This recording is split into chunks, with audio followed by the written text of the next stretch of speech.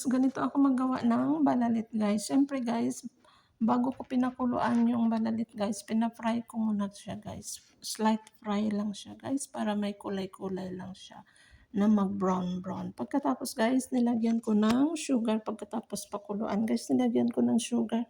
At saka yung itlog guys, ay pina-fry ko yung itlog guys. Tapos ilagay sa top bago ko ipa-smoke guys. Siyempre nilagyan ko ng konting saparan para maging mabango siya guys. Ayan guys, ang sarap niyan guys. Siyempre ipa-smoke ko lang ng ilang minuto guys. Tapos ayan, pwede nang ihain.